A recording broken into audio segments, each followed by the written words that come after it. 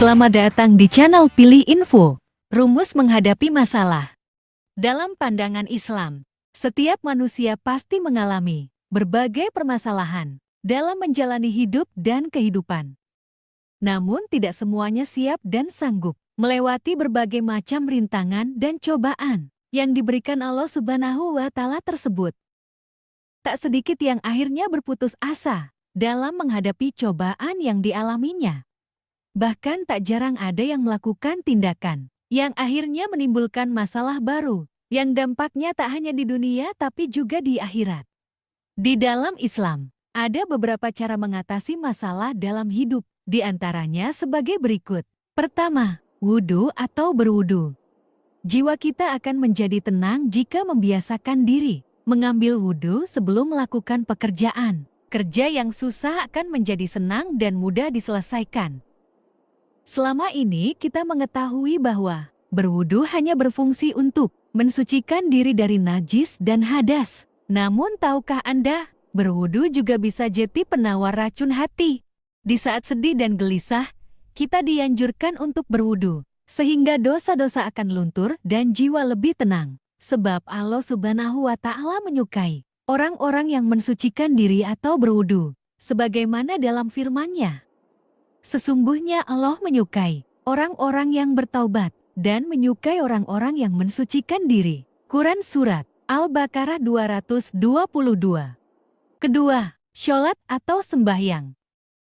Di dalam syolat ada ketenangan jiwa dan ketentraman bagi pikiran. Syolat merupakan pintu dari pintu-pintu yang dengannya bisa membantu untuk menghilangkan dan menutup penatnya dunia. Allah Ta'ala berfirman, "Jadikanlah sabar dan salat sebagai penolongmu, dan sesungguhnya yang demikian itu sungguh berat, kecuali bagi orang-orang yang khusyuk." Quran Surat Al-Baqarah 45.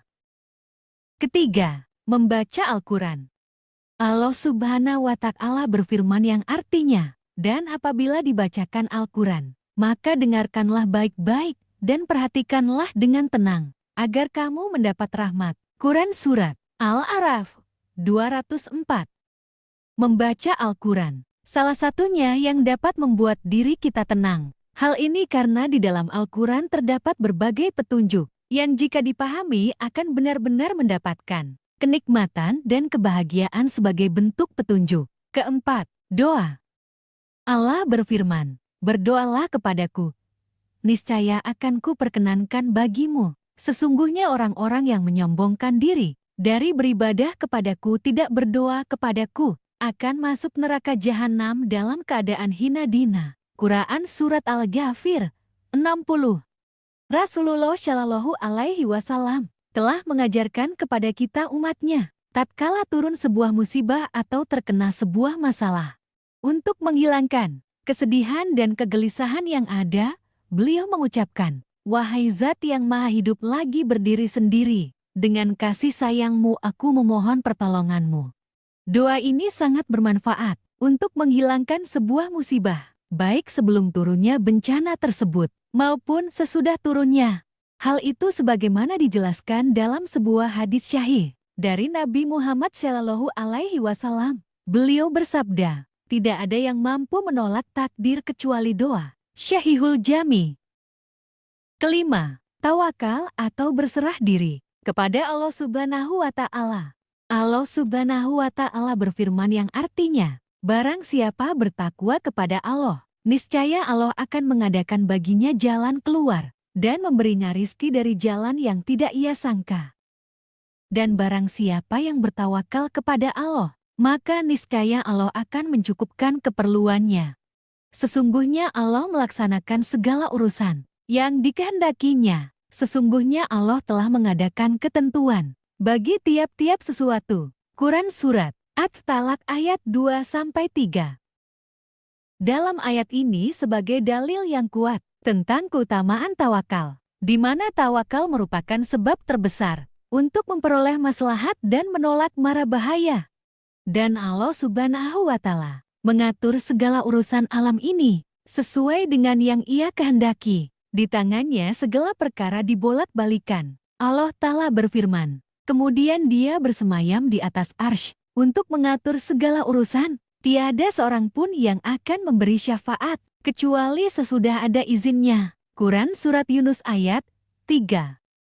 Keenam, sedekah. Dalam Al-Quran banyak ditemukan firman Allah yang memerintahkan kita untuk bersedekah dan membelanjakan sebagian harta kita di jalan kebaikan. Namun sayang kebanyakan kita tidak menghiraukan perintah tersebut. Kita khawatir kalau bersedekah akan mengurangi jumlah harta kita. Sifat kikir dan tamak mendorong kita untuk enggan membayar zakat, infak dan sedekah. Padahal, manfaat sedekah itu sebenarnya akan kembali kepada diri kita juga. Allah berfirman, "Wahai orang-orang yang beriman, belanjakanlah di jalan Allah sebahagian dari rezeki yang telah kami berikan kepadamu. Sebelum tibanya hari kiamat yang tidak ada jual beli dan tidak ada lagi syafaat, dan orang-orang kafir, mereka itulah orang-orang yang zalim." Quran Surat Al-Baqarah 254. Jika kamu menyukai video ini, berikan jempol dan bagikan kepada teman-temanmu, agar kami dapat terus membuatnya. Untuk mendukung kami dalam membuat video-video selanjutnya, tekan tombol subscribe dan ingat untuk mengklik lonceng notifikasi juga. Pastikan untuk menonton video kami yang lainnya. Terima kasih sudah menonton. Semoga kamu selalu sehat dan bahagia.